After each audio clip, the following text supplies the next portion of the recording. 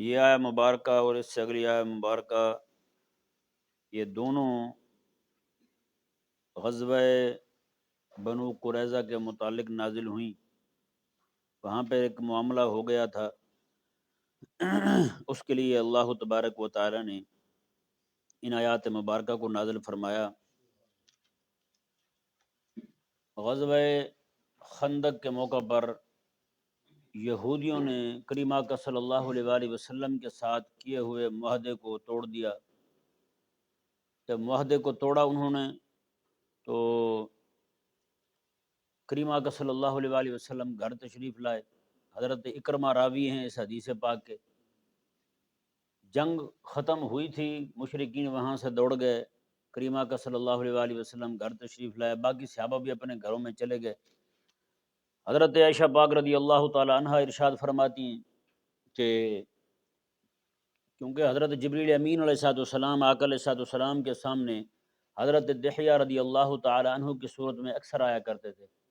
آقا علیہ السلام کے صحابی تھے، اور کئی بار تو ایسا ہوتا تھا کہ جیسے حضرت دحیہ رضی اللہ تعالیٰ عنہ اپنے گھر سے آتے تو ان کی جیبیں جو ہوتی تھی وہ بڑی بڑی ہوتی تھیں، ان جیبوں میں کچھ نہ کچھ ڈال کے لاتے تھے، یعنی کھانے پینے کی چیزیں، پھل وغیرہ، کھجوریں وغیرہ۔ تو حضرت امام حسن اور امام حسین رضی اللہ تعالیٰ عنہ جو ہیں وہ ان کو چپک جاتے تھے کہ چاچا آئے ہیں، کچھ نہ کچھ لائے ہوں گے، ان کی جیب میں ہاتھ ڈالتے۔ اور بعض اوقات جبریل امین علیہ السلام جب حضرت دحیہ کی صورت میں آتے تو امام حسن اور حسین انہیں بھی حضرت دحیہ سمجھ کے ان کی جیب میں ہاتھ ڈال دیتے، بظاہر جو لباس ان کو دکھائی دیتا۔ تو وہ حضرت دحیہ رضی اللہ تعالیٰ عنہ کی صورت میں جبریل امین علیہ السلام کریم آقا علیہ السلام کی بارگاہ میں حاضر ہیں، اور آقا صلی اللہ علیہ وآلہ وسلم خود اپنے ہاتھ مبارکہ سے، جن ہاتھوں کو رب اپنا ہاتھ قرار دے، جی انہی ہاتھوں سے حضور حضرت جبریل امین علیہ السلام کے چہرہ مبارکہ سے گرد صاف فرما رہے ہیں۔ وہ جو جنگ میں گرد پڑی نا، اس گرد کو صاف فرما رہے ہیں میرے آقا صلی اللہ علیہ وسلم۔ حضرت عائشہ فرماتی ہیں کہ مجھے تو ایسے لگتا ہے کہ میں اب بھی وہ منظر مجھے بھولا نہیں ہے، اب بھی وہ منظر میرے سامنے ہے کہ حضرت جبریل امین علیہ السلام حضور کے سامنے اور آقا علیہ السلام اپنے ہاتھ سے ان کے چہرے کو صاف فرما رہے ہیں۔ تو حضرت عائشہ فرماتی ہیں کہ میں نے عرض کیا حضور کی بارگاہ میں، یا رسول اللہ یہ حضرت دحیہ ہیں؟ آقا علیہ السلام نے فرمایا نہ، یہ حضرت جبریل امین علیہ السلام۔ اور جبریل امین علیہ السلام نے آ کر عرض کیا حضور کی بارگاہ میں، یا رسول اللہ خندق وہ بنو قریظہ کی طرف چلنا ہے اور ابھی چلنا ہے۔ کریم آقا علیہ السلام نے فرمایا کہ ان کے تو قلعے بڑے مضبوط ہیں، تو بڑے بڑے مضبوط قلعوں میں یہ نہیں کہ آقا علیہ السلام کو خوف لاحق تھا کوئی، یہ صرف حضور امت کے لیے پوچھ رہے تھے، مگر بڑے بڑے قلعے ہیں تو کیا کریں گے ہم وہاں جا کے، کیسے ان پر حملہ آور ہوں گے ہم؟ تو حضرت جبریل امین علیہ السلام عرض گزار ہوئے، یا رسول اللہ یہ میرا گھوڑا ہے نا، یہ میں ان میں داخل کر دوں گا، یہ جیسے ان میں جائے گا تو فرمایا کہ یہ ان کے دلوں کے اندر روب پڑ جائے گا، ہاں جی وہ خود ہی باہر آئیں گے۔ پھر ہوا بھی وہی، پھر ہاں جی جب کریم آقا صلی اللہ علیہ وآلہ وسلم آقا علیہ السلام تشریف لے گئے نا، حضرت علی سے پوچھا، حضرت علی کو پہلے روانہ کر دیا حضور نے، باقی صحابہ کو تم جاؤ میں پیچھے آ رہا ہوں۔ باقی صحابہ چلے گئے تو آقا علیہ السلام نے حضرت علی سے پوچھا میں یہاں سے کوئی گزرا تھا؟ انہوں نے کہا حضور چت کبرے گھوڑے پر ایک بندہ سوار تھا، وہ بڑی تیز رفتاری کے ساتھ گزر گیا یہاں سے۔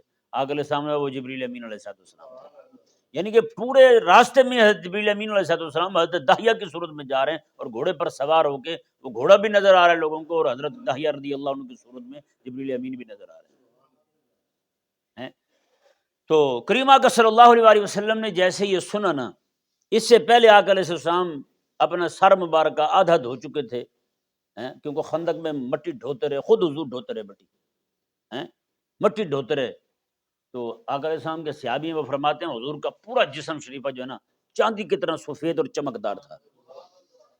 کہتے ہیں خندق والے دن آقا علیہ السلام کی جسم مبارکہ کو ساری مٹی چپکی ہوئی تھی، اس طرح حضور مٹی ڈھو رہے تھے، مٹی اٹھا اٹھا کے حضور لا رہے ہیں، یعنی صحابہ نے اکیلے کام نہیں کیا، حضور نے خود بھی کام کیا وہاں پہ۔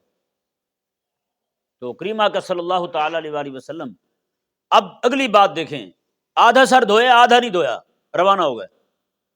اس سے بھی اگلی بات، آپ کو پتہ ہے کہ گھوڑا جو ہے نا اس پر زین کسی جاتی ہے، پھر بندہ بیٹھنے کے لائق ہوتا ہے، اور پھر سفر بھی جنگ والا ہو، جی کسی پر حملہ کرنے کے لیے بندہ جا رہا ہو تو پھر ننگے گھوڑے پہ سفر تو نہیں نہ کیا جاتا۔ لیکن جیسے ہی میرے آقا علیہ السلام کو حکم پہنچا، کریم آقا صلی اللہ علیہ وآلہ وسلم کے پاس جو گھوڑا موجود تھا اس پر حضور نے زین بھی نہیں کسی، ایسے حضور روانہ ہو گئے، اس کے اوپر بیٹھے اور روانہ ہو گئے، اس کو ایڑ لگائی اور روانہ ہو گئے، اندازہ لگائیں۔ اب ہوا کیا جی، آگے کریم آقا صلی اللہ علیہ وسلم جب پہنچے نا تو ان کے قلعے بند ہیں، سارے یہودی اندر داخل ہو چکے ہیں بنو قریظہ کے۔ کریم آقا صلی اللہ علیہ وسلم کو دیکھا حضرت علی نے دور سے، تو حضرت علی رضی اللہ عنہ دوڑتے ہوئے آقا علیہ السلام کے پاس آئے، دور ہی آ گئے، کہنے لگے حضور آپ آگے نہ آئیں، آپ یہیں پہ ٹھہر جائیں۔ حضرت علی نے جب بار بار اصرار کیا نا تو آقا علیہ السلام نے میں کہ علی مجھے لگتا ہے وہ مجھے گالیاں دے رہے ہیں، میری گستاخیاں کر رہے ہیں، اس لیے تو مجھے منع کر رہے ہو کہ میں آؤں گا تو مجھے تکلیف ہوگی۔ حضرت علی عرض گزار ہو یا رسول اللہ ایسی بات ہے جی۔ جب انہوں نے یہ آقا علیہ السلام کی گستاخی کی نا یہودیوں نے، تو آقا علیہ السلام کے صحابی وہاں کھڑے تھے، انہوں نے تلوار نکال کے دکھائی، انہوں نے کہا اب تمہارا فیصلہ اسی تلوار سے ہی ہوگا، اب دوسری کوئی بات نہیں ہے، پہلے تم تھے صرف غدار، اب گستاخ بھی بن گئے، اب تمہارا حکم اور ہے، اب تمہارے ساتھ بات کسی اور زبان میں ہوگی۔ یہ حضور کے صحابی نے وہیں کھڑے کھڑے ان کو کہہ دیا۔ کریم آقا صلی اللہ علیہ وسلم نے حضرت علی کو فرمایا میں کہ علی ٹھہرو، مجھے جانے دو، وہاں پہ خیر ہوگی، حضور فرماتے ہیں سلامتی ہوگی، سلامتی ہوگی۔ جب آقا علیہ السلام وہاں تشریف لے گئے، جاتے ہی آقا علیہ السلام نے انہیں فرمایا یا اخوۃ القردہ والخنازیر، اوے باندروں اور خنزیروں کے بھائیوں، بندروں اور خنزیروں کے بھائیوں، ہیں جی۔ اتنا جب حضور نے فرمایا نا تو وہ سارے ایک دوسرے کو کہنے لگے، کیونکہ یہودیوں نے یہ بات آج تک فاش نہیں کی تھی کہ ان کے وڈیرے جو ہیں وہ سارے بندر اور خنزیر بنے تھے، انہوں نے آج تک کسی کو نہیں بتایا تھا مسلمانوں کو، تو سارے ایک دوسرے کو کہنے لگے بدتمیزوں کس نے بتا دیا انہیں کہ ہمارے وڈیرے جو ہیں وہ بندر اور خنزیر بنے تھے۔ اب بندہ ان کو کیا سمجھائے، وہ جس خالق اور مالک نے انہیں بندر اور خنزیر بنایا تھا اسی خالق نے بتایا اپنے حبیب کو، اسی خالق نے اپنے حبیب کو بتایا ہے، کس نے بتانا ہے اپنے اللہ تبارک و تعالیٰ کے حبیب کریم علیہ السلام کو۔ تو کریم آقا صلی اللہ علیہ وسلم نے جب یہ فرمایا نا، اب آگے سے وہ پتہ کیا کہنے لگے، اب دیکھیں یہ یہودی مزاج ہے، کس کا مزاج ہے، یہودی مزاج ہے کہ وہ گستاخیاں کریں آقا علیہ السلام کی۔ حضرت اماں پاک عائشہ صدیقہ رضی اللہ تعالیٰ کو گالیاں دے رہے تھے یہودی، تو اس پر یہودیوں کو بھی تکلیف نہیں ہوئی، لیکن جیسے ہی کریم آقا علیہ السلام نے بندروں اور خنزیروں کا بھائی فرمایا تو ساتھ ہی حضور کو کہنے لگے اے ابو القاسم، آپ تو کبھی ایسی سخت گفتگو کرنے والے نہیں تھے، فوش گفتگو نہیں کرتے تھے آپ نے یہ کیسی بات کر دی، ہمیں بندروں اور خنزیروں کا بھائی کہہ دیا۔ اس سے ثابت ہوا کہ جب گستاخ کافر جو ہے نا یہود و نصارہ رسول اللہ کی گستاخی کریں تو اس پر لبرل طبقہ خاموش رہتا ہے، تو جب کوئی مسلمان ان کو للکار دے تو پھر ان کو لگتا ہے کہ اب اسلام کی جو ہے نا چولیں ہیں وہ ہلنے لگ گئی ہیں، اب اسلام خطرے میں پڑ گیا ہے جی، اب جو ہے نا مسئلہ بن جائے گا کہ یہ مسلمان ہو کے گالیاں دے رہے ہیں، مسلمان ہو کے ان کو برا بھلا کہہ رہے ہیں، پھر ان کو جناب تکلیف ہوتی ہے۔ اس سے ثابت ہوتا ہے کہ یہودی گستاخی کرے تو یہ خاموش، جب یہودی کو کچھ کہا جائے تو لبرل کے پیٹ میں مروڑ اٹھے، تو آپ یقین کر لیں اس کا مزاج بھی بنو قریظہ کے یہودی والا ہے، اس کا جو سلسلہ عالیہ سلسلہ نسب جو ہے وہ بنو قریظہ کے کسی یہودی سے ملتا ہے، مسلمان سے نہیں ملتا۔ اب آگے دیکھیں جی ہوا کیا، کریم آقا صلی اللہ تعالی علیہ وسلم نے جب یہ فرمایا، حضور نے فرمایا کہ نیچے آ جاؤ، تم باہر آ جاؤ۔ انہوں نے کہا ہم رسول اللہ کے کہنے پہ نیچے نہیں آئیں گے، رسول اللہ کے کہنے پہ نیچے نہیں آئیں گے، ہم باہر نہیں آئیں گے، قلعے ہمارے بند رہیں گے۔ اب چونکہ پہلے اس سے پہلے بنو قریظہ حلیف تھے آقا علیہ السلام کے صحابہ کرام علیہ مردوان میں سے، حضرت سعد رضی اللہ تعالیٰ عنہ کے قبیلے کے، سعد بن معاذ رضی اللہ عنہ کے قبیلے کے حلیف تھے، یعنی ان کے معاہدے تھے آپس میں ایک دوسرے کا ساتھ دیں گے، چونکہ وہ پرانا تعلق تھا۔ یہودی کہنے لگے کہ حضرت سعد کہیں گے نا ہمیں تب ہم باہر آئیں گے، سعد جو کہیں گے ہم باہر آئیں گے تب۔ اب حضرت سعد رضی اللہ تعالیٰ عنہ جو ہیں آپ غزوہ خندق میں زخمی ہو چکے تھے، غزوہ خندق میں زخمی ہو چکے تھے، اللہ اکبر، قربان جائیں امیر المجاہدین ایسا ہونا چاہیے۔ حضور کے غلام سعد رضی اللہ عنہ غزوہ خندق میں زخمی ہوئے ہیں، کریم آقا علیہ السلام نے فرمایا کہ مسجد نبوی میں ان کا خیمہ لگایا جائے تاکہ میں بار بار ہر نماز میں ان کی عیادت کرتا رہوں، ان کی عیادت کرتا رہوں۔ اور ان کو ہلکا سا زخم آیا تھا، اسی سے خون اتنا بہ رہا تھا، خون رک نہیں رہا تھا، انہوں نے نا اسی وقت عرض کی رب کی بارگاہ میں، مولا یہ میرا خون روک دے، میں تب تک مرنا نہیں چاہتا جب تک میں بنو قریظہ کا حشر نہ دیکھ لوں، میں نہیں مرنا چاہتا۔ جب یہ کہا نا حضرت سعد رضی اللہ عنہ نے، حضور کے صحابہ فرماتے ہیں بڑی بڑی دوائیاں ملی، کپڑے جلا کے اس کی راکھ رکھی، خون نہیں رکا، جیسے حضرت سعد نے یہ کہا فوراً خون تھم گیا، وہیں خون رک گیا، خون کا قطرہ نہیں نکلا پھر۔ اللہ اکبر کبیرہ۔ حضرت سعد رضی اللہ تعالیٰ ادھر حضور بار بار عیادت فرما رہے ہیں ان کی ہیں۔ اب کریم آقا صلی اللہ علیہ وآلہ وسلم جو ہیں آپ جب تشریف لے گئے وہاں پہ تو انہوں نے کہا کہ سعد کہیں گے تو پھر، اب حضرت سعد تو وہاں تھے، مسجد نبی میں تھے، کریم آقا صلی اللہ علیہ وآلہ وسلم نے فرمایا کہ بلوائیں سعد کو۔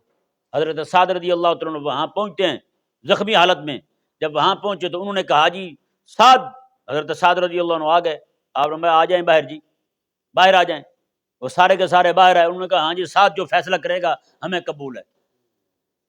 حضرت سعد رضی اللہ عنہ درمیان میں کھڑے ہو گئے، ایک طرف یہودیاں دوسری طرف سارے صحابہ ہیں، کیونکہ یہودیوں کے ساتھ پرانا تعلق تھا ان کا اسلام سے پہلے کا، اب ان کو اعتماد تھا حضرت سعد پہ، یہ ہمارے خلاف کوئی ایسا فیصلہ نہیں کریں گے۔ حضرت سعد رضی اللہ تعالیٰ عنہ جو ہیں آپ نے وہیں پر کھڑے ہو کر کہنے لگے میں جو فیصلہ کروں گا آپ کو قبول ہے؟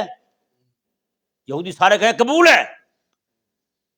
حضرت سعد رضی اللہ عنہ یہ کہہ کے نا آقا علیہ السلام کی طرف دیکھیں، حضور خاموش ہیں، وہ پھر حضرت سعد رضی اللہ عنہ نے کہا ہاں جو فیصلہ کروں قبول ہے، سارے یہودی کہیں گے قبول ہے، آقا علیہ السلام خاموش ہیں۔ وہ پھر حضرت سعد کہنے لگے جی میں حضور سے پوچھنا چاہتا ہوں، جو حضور فرمائیں، میرے آقا صلی اللہ علیہ وسلم نے میں ساتھ جو بھی فیصلہ کر دے گا نا قبول ہے، مجھے کر دے فیصلہ، تیرے ہاتھ میں آج سارا کچھ۔ اللہ اکبر۔ حضرت سعد رضی اللہ تعالیٰ عنہ نے عرض کی آقا علیہ السلام کی بارگاہ میں، یا رسول اللہ صلی اللہ علیہ وسلم، یہودیوں کو جتنے بھی مرد ہیں 600 تھے 800، دو روایتیں 600 تھے 800 تھے، ان سب کو قتل کر دیا جائے اور ان کی عورتیں اور بچے جو ہیں وہ سب کے سب گرفتار کر لیجئے، غلام اور لونڈیاں بنا لیجئے۔ یہ حضرت سعد نے فیصلہ کیا۔ میرے کریم آقا علیہ السلام نے فیصلہ سنا، جب آقا علیہ السلام کا چہرہ خوشی سے جگمگا اٹھا۔ حضور کے صحابہ فرماتے جب حضور خوش ہوتے تھے نا اور ادھر آقا علیہ السلام کے ماتھے پہ پسینہ ہوتا تو انار کے دانے چمکتے ہوئے دکھائی دیتے تھے۔ تو کہتے ہیں جب میں نے یہ فیصلہ کیا، حضور نے فرمایا میں ساتھ جو تو نے فیصلہ کیا نا، عرش کے مالک نے بھی یہی فیصلہ فرمایا تھا، یہی فیصلہ عرش کے مالک کا ہے۔ اللہ اکبر کبیر۔ اب وہ جو کہتے ہیں نا اسلام امن کا درس دیتا ہے، وہ ذرا ہمیں بھی سمجھائیں ذرا۔ انہوں نے غداری کی حضور کے ساتھ، مل کے مشرکین کے ساتھ مدینے پر حملہ کر دیا یہودیوں نے، ان کا معاہدہ تھا حضور کے خلاف تلوار نہیں اٹھائیں گے، حضور کے خلاف کسی دشمن کا ساتھ نہیں دیں گے، انہوں نے غداری کی یہودیوں نے۔ پہلے مدینے سے انہیں نکالا گیا تھا ان کی بدماشی کی وجہ سے، وہاں جا کر پھر انہوں نے بدماشی کی۔ اب حضرت سعد رضی اللہ عنہ نے یہ فیصلہ کیا کہ یا رسول اللہ ان کے سارے جتنے بھی لڑاکے ہیں نا سب کو قتل کر دیا جائے، ایک کو بھی نہ چھوڑا جائے۔ اب وہ لائے گئے سارے مدینے میں، ہیں جی مدینے میں ہیں، شرم نہیں آتی ہمارے نعت خانوں کو جب یہ پڑھتے ہیں، بے شرم لوگ، ویریاں دے پیراں تھلے چادراں وچھانا لیا، ویریاں دے پیراں تھلے چادراں وچھانا لیا، وہ ہر ویری کے نیچے پاؤں کے نیچے حضور نے چادر بچھائی ہے۔ پہلے بتا تو صحیح، ایک بندہ تو بتا جو حضور کا دشمن ہو اور حضور نے اس کے پاؤں کے نیچے چادر بچھا دی ہو۔ عجیب بد دماغ لوگ ہیں، ویریاں دے پیراں تھلے چادراں وچھانا لیا، نعوذ باللہ من ذالک۔ انہی لوگوں نے تو لوگوں کا دماغ خراب کیا ہوا ہے، یہ مذہبی ہجڑے جو ہیں نا انہوں نے دماغ خراب کیا، اور کسی نے دماغ خراب کیا ہے۔ اب مدینہ منورہ میں ان سب کو لایا گیا جی، بیڑیاں باندھ کے ان کے ٹانگوں میں، ان کے گلے میں رسے باندھ کے، سب یہودیوں کو 600 یا 800 تعداد ہے۔ یہ بات جلدی بتائیں گے نہیں آپ کو مولوی، میں سچی کہہ رہا ہوں، صحیح روایات سے یہ ثابت ہے جی۔ اور یہی تو درد ہے ان یہودیوں کو، یہ کہتے ہیں کہ خیبر کی فتح مسلمانوں کی آخری فتح تھی، اس کے بعد کوئی فتح ہی نہیں حاصل نہیں ہونے دیں گے۔ یہودیوں کے باقاعدہ نعرے لگتے ہیں، یہ یہودی باقاعدہ نعرے لگاتے ہیں، یہ ان کو پتہ ہے کہ ہمارے ساتھ کیا ہوا ہے۔ ایک مسلمان ہے یہ جناب اس طرح کی باتیں کر کر کے اپنے آپ کو جناب میں جو من پسند ہوں جی، وہ تو بزدل ہو گیا ہے تو کم از کم حضور کے صحابہ کو تو بزدل نہ ثابت کر، یہ تو نہ بتا لوگوں کو کہ حضور کے صحابہ بھی ایسے تھے جیسے میں ہوں۔ تو خود بیکار ہے، حضور کے صحابہ کے بارے میں تو ایسی باتیں نہ کر۔ اللہ اکبر کبیرہ۔ کریم آقا صلی اللہ علیہ وسلم نے مدینے کے بازار میں خندق کھدوائی جی، مدینے کے پورے بازار میں۔ اب بچوں کو دیکھا جانے لگا، جو چھوٹے بچے تھے یہ بالغ ہیں یا نہیں، نہ بالغ جتنے بچے تھے ان کو چھوڑا گیا، جو بالغ تھے سب کو قتل کر دیا گیا۔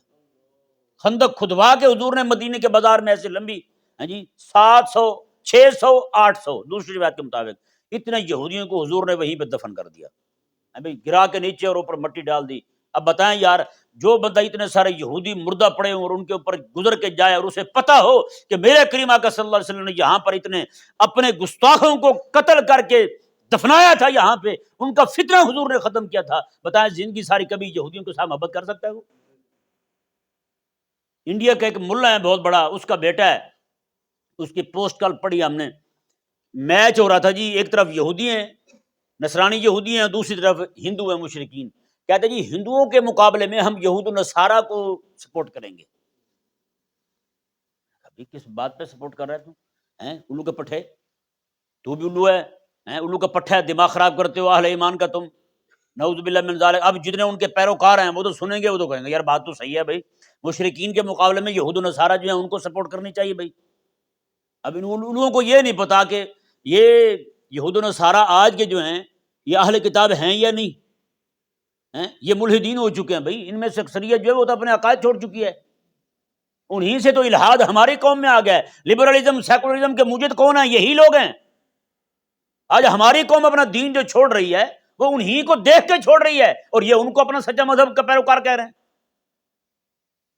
سمجھ سے باہر ہے بات۔ اب کریم آقا صلی اللہ تعالی علیہ وسلم اب یہی پر اچھا مدد کی بات دیکھیں، اس کے بعد جیسے ہی ان سب کو قتل کر دیا گیا نا جی، حضرت سعد رضی اللہ تعالیٰ عنہ کو فوراً انتقال ہو گیا، ان کا انتقال ہو گیا۔ سارا حشر دیکھا انہوں نے، دیکھنے کے بعد پھر خون جاری ہوا، حضرت سعد رضی اللہ تعالیٰ عنہ کا انتقال ہو گیا، شہید ہو گیا۔ اللہ اکبر کبیرہ۔ اور کریم آقا صلی اللہ علیہ وسلم ان کے جنازے میں جا رہے ہیں، اللہ اکبر، حیران ہوں گے آپ، آقا علیہ السلام پاؤں کی انگلیوں پہ چل رہے ہیں جنازے میں، انگلیوں پہ چل رہے ہیں، صحابہ عرض گزارے ہوئے، حضور خیر ہے کیا معاملہ ہوا؟ آقا علیہ السلام میں فرشتے اتنے آ گئے نا سعد کے جنازے میں، اللہ، میں نے کہا بندہ مجاہد اسلام ہو تو پھر کیوں نہ فرشتے آئیں جی، فرشتے تو جوک در جوک آئیں گے ان کے جنازے میں، اللہ اکبر۔ اب دیکھیں جی کریم آقا، اب اس آیہ مبارکہ کو، یہ تو میں نے ایک آپ کے سامنے ایک منظر رکھا آپ کو سمجھانے کے لیے تاکہ پتہ چل جائے کہ یہ آیہ کہ یہ بات جو ہے نا کس زاویے میں کہی جا رہی ہے۔ انہی صحابہ میں آقا علیہ السلام کے ایک صحابی حضرت ابو لبابہ بھی تھے، حضرت ابو لبابہ، ان کا جتنا بھی سارا مال تھا اور ان کے بچے تک وہ بنو قریظہ کے قبیلے میں ان کے محلے میں رہتے تھے، جہاں بنو قریظہ رہتے تھے وہیں پہ ان کا سارا سامان بھی تھا، جائیداد بھی تھی، باغ بھی تھا، سارا کچھ تھا۔ اب ان کو یہ تھا، یہ بھی گئے ان سے بات کرنے کے لیے، اب فیصلہ ہو چکا، ان کو پتہ چل گیا تھا کہ آقا علیہ السلام ان کو قتل ہی کریں گے۔ اب جب یہ ان کے پاس گئے تو انہوں نے بھی بات کی حضرت ابو لبابہ سے، سارے رونے دھونے لگ گئے حضرت ابو لبابہ کے سامنے، عورتیں رونے لگ گئی، بچے رونے لگ گئے، ہم مارے گئے، ابو لبابہ تم ہی کچھ کرو۔ جی حضرت ابو لبابہ کہنے لگے میں تو کچھ نہیں کر سکتا۔ جی اتنے میں حضرت ابو لبابہ نے کہا کہ تم رسول اللہ کی بات مان لو، مانی نا بات، یہ اشارہ کر دیا حضرت ابو لبابہ نے، تم سارے رگڑے جاؤ گے۔ یہ جب حضرت ابو لبابہ نے کہا، یہ کہتے ہی فوراً ان کے پاؤں کے نیچے سے زمین ہی کھسک گئی۔ میں کہا اللہ اکبر، میں تو رسول اللہ علیہ السلام کا راز فاش کر بیٹھا ہوں۔ فوراً خوف لائق ہو گیا، اتنی کپ کپی تاری ہوئی، وہاں سے کسی کے ماتھے نہیں لگے، کسی کے سامنے نہیں گئے، نہ آقا علیہ السلام کے نہ صحابہ کرام کے، کسی کے سامنے نہیں گئے، وہاں سے بھاگے سیدھے مدینے آئے۔ مدینے آ کر کے انہوں نے بہت بڑا زنجیر اٹھایا اور اپنے پاؤں کو باندھ دیا، مسجد نبوی میں ستون کے ساتھ اپنے آپ کو باندھ لیا۔ ہفتہ سوا ہفتہ ڈیڑھ ہفتہ گزرا، جی کچھ کھانا پینا بالکل ترک کر دیا۔ ان کی بیٹی آتی تھی مسجد میں، آقا علیہ السلام کو جب اطلاع ملی کہ ایسا ایسا معاملہ ہوا ہے، آقا علیہ السلام نے میں کہ اگر یہ میرے پاس آ جاتا نا تو میں اللہ تعالیٰ سے اس کے لیے بخشش کی دعا مانگ دیتا، اللہ تعالیٰ معاف کر دیتا۔ اب اس نے اپنی مرضی کی ہے، اپنے آپ کو باندھ لیا ہے، اب میں بھی نہیں چھوڑوں گا جب تک میرا اللہ نہ کہے، مجھے بندہ رہے۔ یہیں سوا ہفتہ ڈیڑھ ہفتہ وہیں پہ بندے رہے۔ بیٹی ان کی آتی وضو کے لیے، ان کو کھول دیتی، وہ جاتے وضو کرتے، اپنی تیاری وغیرہ کرتے نماز کے لیے، آ کے باندھ دیتی، پھر وہیں پہ نمازیں پڑھتے، وہیں پڑھ رہے۔ اللہ اکبر کبیرہ، یار اتنا بھی کوئی بندہ وفادار ہوتا ہے۔ حضرت ابو لبابہ رضی اللہ تعالیٰ عنہ کی بینائی ختم ہونے والی ہو گئی بھوک کی وجہ سے، سننے سے بالکل گئے، بالکل زور لگا کے بولتے تو آواز کان میں جاتی ہے جی۔ اتنا وقت گزرا نا، جب حضرت ابو لبابہ رضی اللہ تعالیٰ عنہ بندھے ہوئے مسجد میں، پچھلی رات کا وقت ہے، ایسے صبح طلوع ہو رہی ہے، فجر صبح صادق ہو رہی ہے، میرے کریم آقا علیہ السلام حضرت ام سلمہ رضی اللہ عنہا کے گھر میں ہیں جی۔ جبریل امین علیہ السلام آ گئے حضور کے پاس، واہی سنائی، حضور ہنسنے لگے، حضور مسکرانے لگے، تبسم فرمایا حضور نے۔ حضرت ام سلمہ کہنے لگی حضور اللہ آپ کو ہمیشہ مسکراتا رکھے، کیا سبب پیش آیا آپ اس وقت مسکرا رہے ہیں؟ آقا علیہ السلام نے فرمایا کہ وہ اللہ تبارک و تعالیٰ نے ابو لبابہ کی توبہ قبول فرما لی ہے۔ یہ بات حضور نے کہی، پورے مدینے میں خبر پھیل گئی، ہر گھر میں خبر پھیل گئی کہ ابو لبابہ کی توبہ قبول۔ سارے صحابہ بھاگے ان کو کھولنے کے لیے، انہوں نے کہا نہیں نہیں، حضور کھولیں گے تو کھولوں گا۔ پھر میرے آقا علیہ السلام نے خود آ کر کے اپنے ہاتھوں سے ان کے جناب زنجیر کھولا، حضرت ابو لبابہ رضی اللہ تعالیٰ عنہ کو وہاں سے چھڑا۔ جی بتائیں یار، آج ان سے صرف ایک اشارہ ہو جائے ہیں تو اپنے آپ کو اتنا بڑا وہ سمجھے کہ مجھ سے جرم ہو گیا ہے، اب میں کیا منہ دکھاؤں گا اللہ تعالیٰ کو، رسول اللہ علیہ السلام کو۔ اپنے آپ کو باندھ دیں، ہفتہ سوا ہفتہ ڈیڑھ ہفتہ کھانا پینا ترک کر دیں، بینائی جانے کو ہو جائے، کان سننا چھوڑ دیں، ہاں جی، ایسی حالت اور نوبت آ جائے، سوا ہفتہ ڈیڑھ ہفتہ روٹی کھانا پینا بالکل بند ہو جائے، ہاں جی، اور پڑے ہوئے ہیں حضور کی بارگاہ میں۔ آج بھی ان کے نام کا استوانہ موجود ہے، اس کے اوپر لکھا ہوا ہے استوانہ ابی لبابہ، ہاں جی، آج بھی وہ ستون موجود ہے، ہاں جی۔ حضور کے صحابہ اور حضور کے غلام جب وہاں جا کے دعا مانگا کرتے تھے، کہتے تھے یار جہاں ابو لبابہ کی رب نے توبہ قبول کیا وہاں جا کر نفل پڑھو، رب تمہاری بھی قبول کر لے گا۔ آج تو ہمیں پتہ ہی نہیں ہے کہ استوانہ ابی لبابہ بھی ہے وہاں پہ یا نہیں ہے، ہاں جی۔ وہ اب ہوا کیا جی، حضرت ابو لبابہ رضی اللہ عنہ وہیں بیٹھ گئے، کہنے لگے حضور میری ایک عرض ہے۔ میں کیا ہے؟ انہوں نے کہا یا رسول اللہ میرا جتنی بھی وہاں جداد ہے نا، جتنا بھی مال ہے، جتنا بھی باغ ہے، وہ سارے کا سارا اللہ کے نام پہ دیتا ہوں، مجھے نہیں کچھ چاہیے۔ اسی مال کی وجہ سے میرے ساتھ یہ ہوا ہے، اپنے مال کو بچانے کے لیے میں نے یہودیوں کے ساتھ وفا کی، تو یا رسول اللہ اب میں کچھ نہیں رکھتا۔ آقا علیہ السلام نے میں کہ ابو لبابہ ایسے نہ کرو، ایک تہائی مال صدقہ کر دو، باقی تم ہی رکھ لو۔ یہ حضور نے فرمایا، کتنا دینا ہے تم نے؟ ایک تہائی مال صدقہ کرنا ہے، باقی تم نے سارا اپنے پاس رکھنا ہے۔ یہ آقا علیہ السلام نے حضرت ابو لبابہ رضی اللہ تعالیٰ عنہ کو فرمایا تھا۔ اب ذرا اندازہ لگائیں یار، مسلمانوں کے ساتھ تھوڑا سا یہ معاملہ کر بیٹھے ہیں حضرت ابو لبابہ، اور اپنے آپ کو باندھ دیں، ہفتہ ڈیڑھ ہفتہ روٹی نہ کھائیں، اور آج جس بندے کو روٹی ہی مسلمانوں کی جاسوسی کرنے پر ملتی ہو، مسلمانوں کی جاسوسیاں کر کے، علماء کی جاسوسیاں کر کے امریکہ کو دیتے ہوں، اسرائیل کے یہودی ذلیل کو دیتے ہوں، مسلمانوں کی جاسوسیاں کر کے، علماء کی جاسوسیاں کر کے، اپنے ہاں جو غیرت والے لوگ ہیں ان کی جاسوسیاں کر کے ان کو دیتے ہوں، مسلمانوں کو پکڑ پکڑ کے ان کو دیتے ہوں، اور روٹی کھاتے ہوں اسی بات کی۔ بتائیں یار کیا منہ دکھائیں گے خدا رسول کو قیامت والے دن؟ اللہ اکبر کبیرہ۔ رب تبارک و تعالی نے یہی مضمون جو ہے نا وہ ان دو آیات کریمہ میں بیان فرمایا۔ انشاءاللہ عز و جل مزید گفتگو جو ہے وہ اس پر کل کریں گے۔ اللہ تبارک و تعالی سمجھنے کی توفیق۔